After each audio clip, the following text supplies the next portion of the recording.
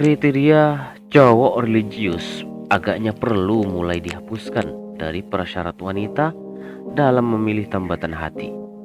Banyak wanita jadi korban percintaan macam begini. Makanya, biar tidak munafik, tonton terus sampai kesal. Baru-baru ini saya membaca berita tentang perceraian Alvin Putra Arifin Ilham dengan istrinya Lalisa Chow. Alvin menikahi Larissa saat usianya masih muda. Namun pernikahannya harus kandas setelah berjalan selama 5 tahun.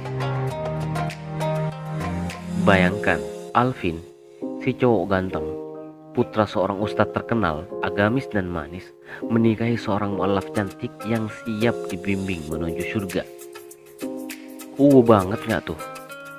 Usia mereka masih muda, tapi udah romantis.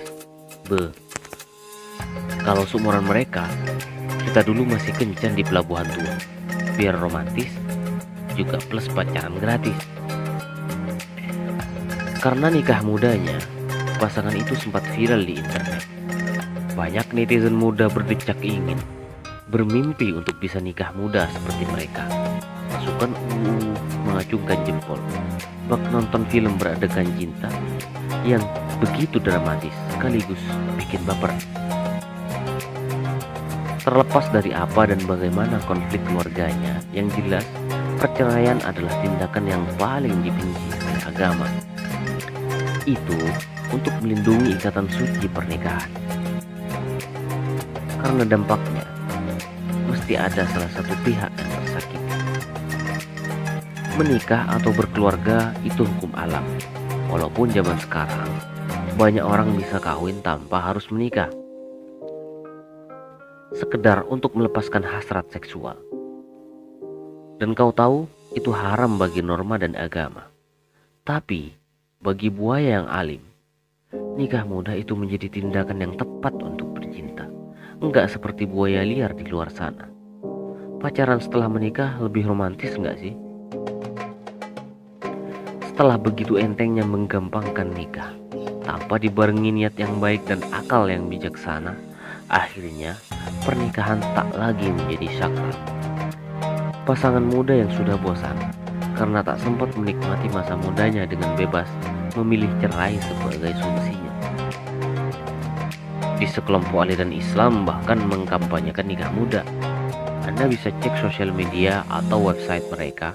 Kedengarannya gerakan ini adalah gerakan yang mulia. Bagaimana tidak? Menikah itu sama dengan menyempurnakan separuh ibadah kita kepada Tuhan. Mereka tahu sekali hasrat konsumennya. Mereka membangun imajinasi. Misalnya, udah enak, dapat pahala pula. Demikian sebagian imajinasi anak muda. Kemudian disambut dengan visual seakan-akan sosok pasangan terbaik yang menjadi pendamping hidup adalah seperti bidadari, cantik sekali, berkulit langsat, tutur katanya lembut dan merdu, senyumnya meneduhkan, salihah luar dalam dan pintar. Atau ia seperti pangeran dari balik kegelapan, wajahnya bercahaya, gagah dan manis, tutur katanya romantis sekaligus humoris, tatapannya tajam, salih, mapan dan pintar. Orang-orang kemudian akan berkata, "Duh, serasi banget, idaman deh pokoknya." Begitu kira-kira isi pikiran yang sedang diracuni. Ya, pernikahan itu ibadah. Lu mampu gak, bos? Nah, maksud saya, mental kamu mampu gak? Ibarat kamu mau naik haji, kamu mampu gak biayanya? Gak usah mentang-mentang pengen ibadah, padahal sebenarnya pengen enaknya saja. Ini soal mental loh ya. Nah, orang yang saya sebut di atas adalah salah satu contoh yang mentalnya gak kuat. Menikah bukan alih-alih agar dapat berhubungan seksual secara legal. Kita sepakat menikah muda lebih baik daripada pergaulan bebas. Tapi makna pernikahan tidak bisa direduksi menjadi legalisasi seks. Bukankah Islam mengajarkan untuk berpuasa untuk meredam birahi? Benar, percaya saya, apalagi masih fase pacaran, tunangan atau calon tunangan. Pastinya cowok agamis berevolusi menjadi buaya religius untuk mendekati wanita. penuh intrik janji-janji manis agar wanita kecantol teknik marketingnya. Bilangnya, aku mencintaimu karena Allah. Kau adalah cinta pertama. Nyatanya, ia jatuh cinta pada ngajeng pertama. Jadi, terlalu sempit jika pernikahan hanya dimaknai sebagai hubungan seksual saja. Pernikahan itu kompleks. Nikah di usia muda bukan jaminan bebas zina, apalagi solusi untuk banyak masalah. Emangnya nikahnya di Pegadaian? Itu seperti mencari solusi tidak pada tempatnya. Hati manusia itu tempatnya kesalahan. Menikah itu adalah sebuah fase. Urusan mencari solusi untuk sebuah masalah ada di dalam hati nurani dan kedewasaan, bukan di Pegadaian. Siapa yang bilang Laris cowok tak cantik? Lelaki normal berselera tinggi seperti kamu mungkin tidak bakal nolak. Ya, syukur-syukur Larissa mau sama kamu. Tapi bagaimanapun cantik dan anggunnya seorang perempuan, jika sudah menjadi istri, akan luntur kecantikannya seiring waktu. Terkadang perawatan sudah habis puluhan juta nggak mempan melawan rasa bosan. Kamu bisa tanya ke cowok-cowok yang sudah menikah. Cek kebenarannya dulu. Dia satu-satunya bintang yang bersinar di langit. Tapi lama-kelamaan, kok baru sadar bahwa di langit itu ada banyak bintang-bintang yang lain. Laki-laki memang gitu, dan laki-laki yang baik akan selalu menjaga pernikahannya. Ia terus menjaga cinta dan menghadapi masalah rumah tangga dengan bijaksana.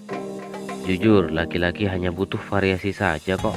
Kalau bosan, ia cukup cuci mata, pergi ke pantai lihat orang murtad. Maksudnya orang jemur pantat, atau ke mall beli kacamata hitam. Udah, itu aja. Kembali ke rumah dan lihatlah apa yang terjadi. Sang istri seperti baru lagi. Jangan dicontoh ya. Intinya, apapun masalahnya pasti ada jalan ke dalamnya, bukan jalan keluar terus pisah. Saya kira nggak ada masalah yang bisa dipersebabkan menjadi perceraian.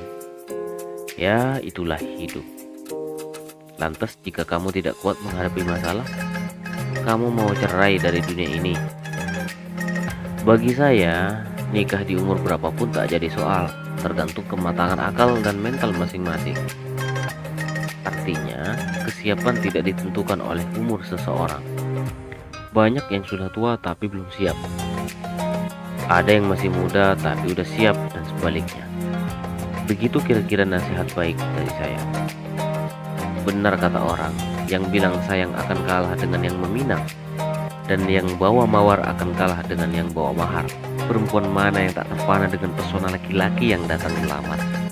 Andai kata dia punya kekasih, lalu dipinang oleh lelaki lain yang kalau dibanding-bandingkan, ternyata skornya lebih unggul. Dalam hal ini, perempuan lebih realistis.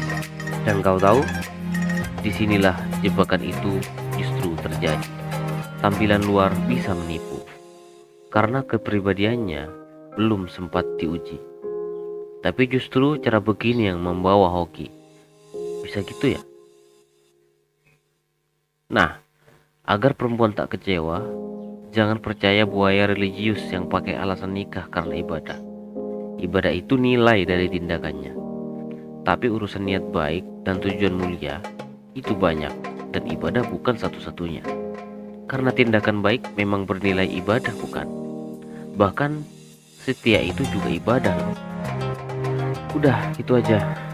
Karena kalau belum siap nikah, ya jangan ngacengan. Kalau sudah siap nikah, silakan perbaiki niat dan lakukan dengan penuh tanggung jawab.